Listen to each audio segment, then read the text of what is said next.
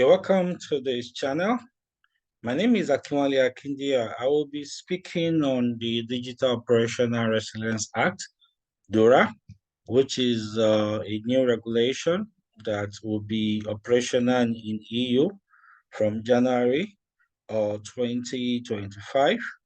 And so we are all working towards that date to ensure that we have enough knowledge to be able to ensure adequate compliance to this regulation. In the previous videos, if you have not watched those videos, you can check my channel and try to subscribe to this channel. You'll be able to get alerts when I get new videos. The idea behind this project is to create a mini series trying to explain, article by article, paragraph by paragraph, the requirements of DORA for both the candidates of the DORA lead security manager exams and those that will be saddled with responsibility of implementing for their organizations, their clients, and even auditors, all right, that will be auditing the compliance level. Okay, so in the last videos, I spoke on chapter 1 of the DORA. All right, chapter 1 is basically on general provisions. It has 4 articles. All right, so we have Article 1 on subject matter. Then we have Article 2 on scope. We have Article 3 on definitions. Then we have Article 4 on proportionality principle, which basically says that you apply DORA based on size, based on complexity, based on nature of the financial entity. Wonderful. So we've done justice to those 4 articles. All right, so we want to look at the chapter 2 today, the on ICT Risk Management, which is of course one of the pillars of DORA. I'm sure we talk about the 5 pillars of DORA. You can check the previous videos. Okay, so the chapter 2 is on ICT risk management, and it's so crucial. We have is actually the articles are more than this, Article 5 to Article 16. All right, Article 5 to Article 16, that's what we have under ICT risk management. I don't want to treat all of them in this video, it will be too voluminous. So I decided to split the ICT risk management into 2. So in this video, we'll look at Article 5 to 10. Then in the next video, we'll look at Article 11 to 16, so that we'll be able to give proper, be able to explain in depth what is required in each article. All right, so let's start with Article 5, governance and organization. What does that say? Paragraph 1. Financial entities shall. Right now, look at, I think I mentioned it in the previous video, the word shall, all right, is of repetitive occurrence in DORA, just like you have in the ISOs, so the requirement standards, 27,001, 14,001, 45,001. So in the ISO, when you say shall, you know that is a requirement that is asking for compliance. So also in DORA too, for the implementers, all right, for the regulators, for the auditors, we have to pay special attention to that word shall. So when you say shall, we have to pause and check. So this article, this paragraph says financial entities shall have in place an internal governance and control framework that ensures an effective and prudent management of ICT risk in accordance with Article 6, paragraph 4, in order to achieve a high level of digital operational resilience. So that's what course we call control environments. Okay, that's what ISO's 27,001 and the rest of them called leadership. That's class 5, 27,001, 22,301, 20,000 is leadership class 5. And so we're still going back to that. So it's leadership that holds risk management together. If we look at ISO 31000 too, all right, also as 31000, you will see leadership there. That is class 5. All right, class 5 also 31,000 also emphasizes leadership.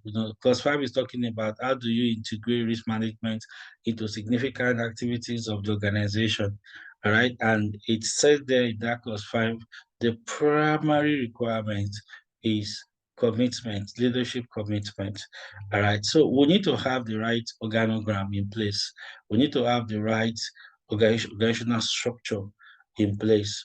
All right, we need to have um, the board of directors. We need to have the executive ESCOs reporting to the board of directors. We need to have, you know, the risk management committees. Remember, we said you apply the proportionality principle.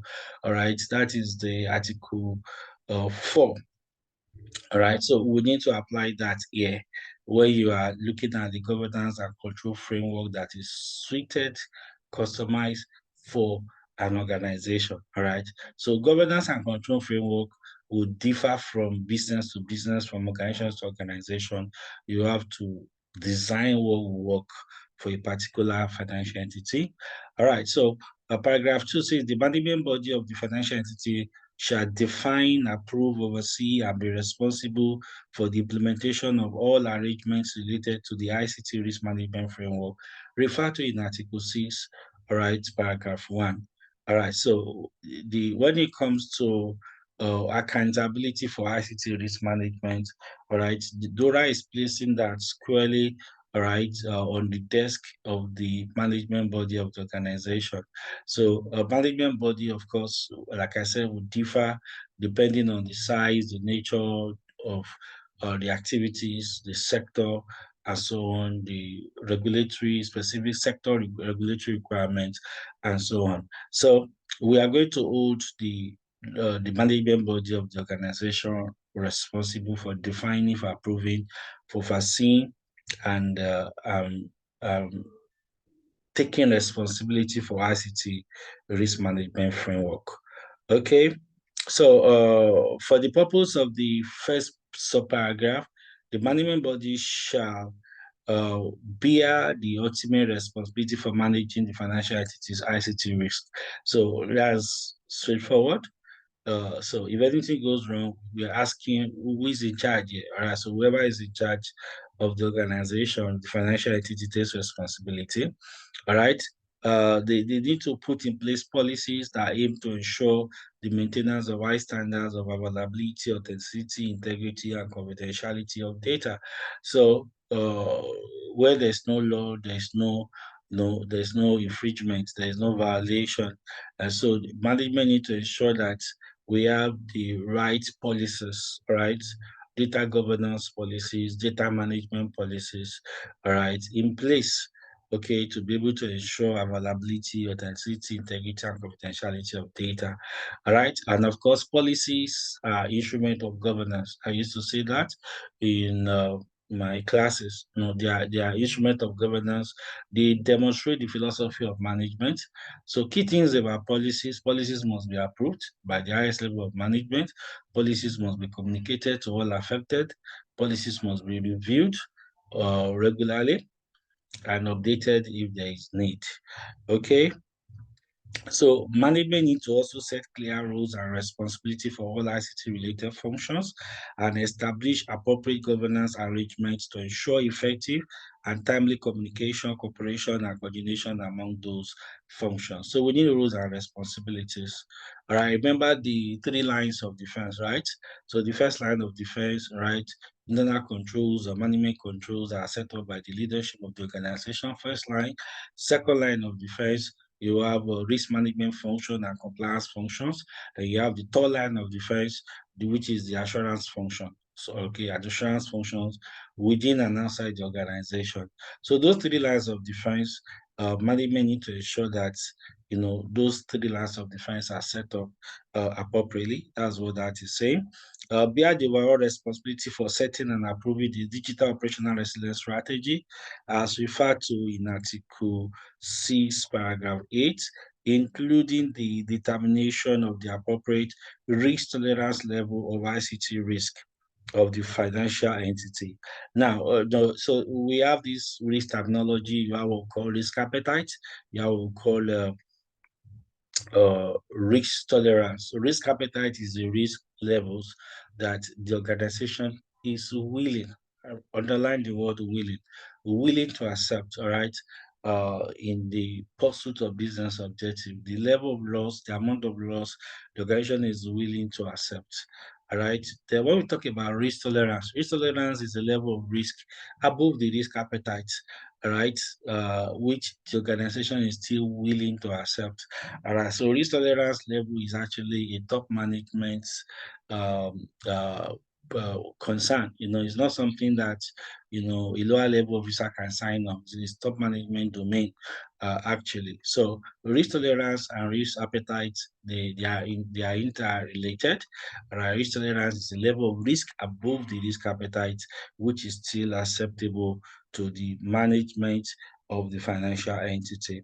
All right. So the top management in the organization is also expected to approve, oversee, and periodically review the implementation of the financial entities ICT business continuity policy, and ICT response and recovery plans, referred to respectively in Article 11, Paragraph 1 and 3, which may be adopted as a dedicated specific policy, forming an integral part of the financial entity's overall business continuity policy and response and recovery plan.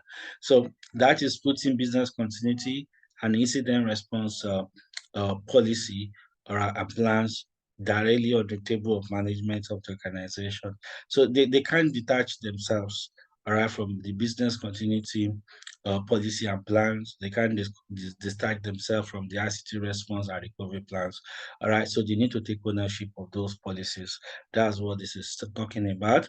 The top leadership of the organization need to also approve and periodically review the financial entities, ICTs, internal audit plans, ICT audits, and material modifications to them. I talk about the three lines of defense at that time. So you have the internal controls, you have the as first line, you have the risk management and compliance functions as second line. Now you have the audits as third line. Now, all those three are under the control of the leadership of the organization. They can't overlook it. They can't say, okay, we have put people in charge. Those people should continue they should continue to do whatever that they didn't fit. Okay, so it's not something that they can just uh, just hand over to others in the organization. So this is saying clearly that the management of the organization need to approve, right, the internal audit plans. But I remember that internal audit basically is even a management function. Is only delegated to the internal audit, right, through the audit charter.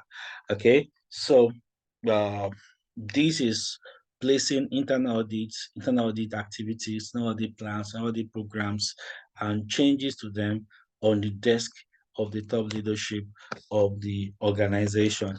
All right, they're also expected to allocate and periodically review the appropriate budgets to fulfill the financial entities' digital operational resilience needs in respect to of all type of resources.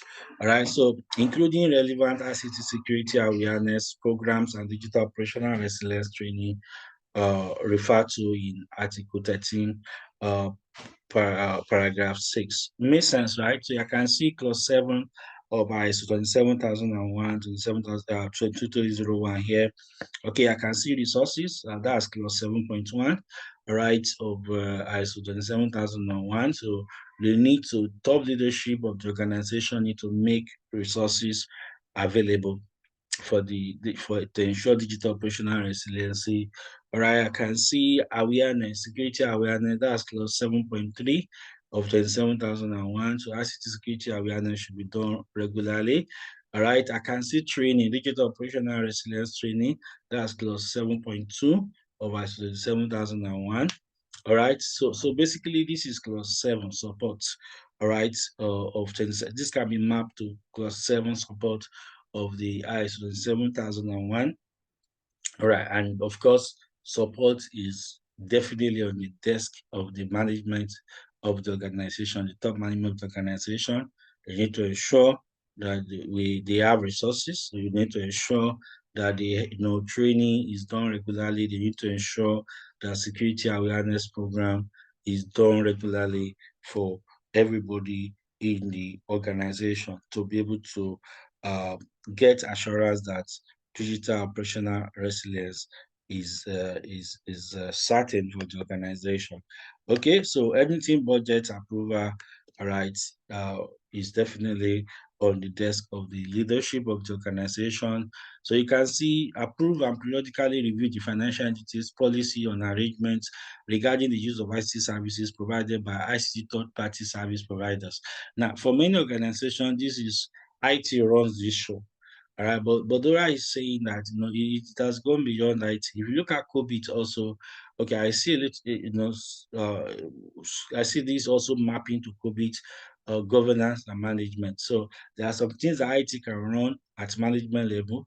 There are some things that the leadership of the organization must run at the governance level. All right. And this is basically what he's talking about. So at the governance level, you can't leave vendor management now just to IT. You can't leave ICT third party risk management to just IT anymore.